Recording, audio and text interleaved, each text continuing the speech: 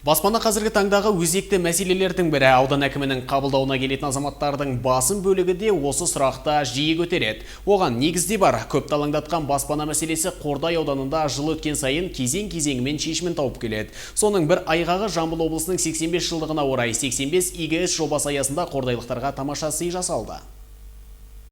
Осы уақытқа дейін ауданда 2700 азамат тұрғын үй кезегінде тұрса, енді бұл цифр біршама азаймақ. Оған себеп Қордай ауылы Самалық шам аумағында 60 пәтерлі тұрғын үй салтанатты түрде қолданысқа берілді. Қоныс той иелерін қуаныштарымен құттықтаған аудан әкімі Бекзат Болатбеков оларға жылы лебізін жеткізіп, пәтер кілтін салтанатты түрде табыс етті.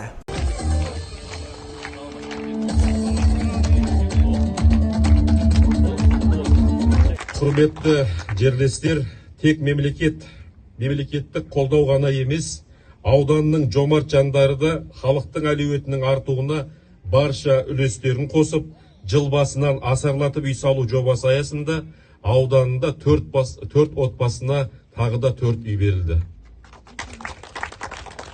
Ынтымағымызды сақтап, еңбек етсек, бұдан да биік белестерге жетеміз. Қашанда ел іргесі тыныш, еңбегіміз жемісті, ұрпағымыздың болашағы жарқын болсын.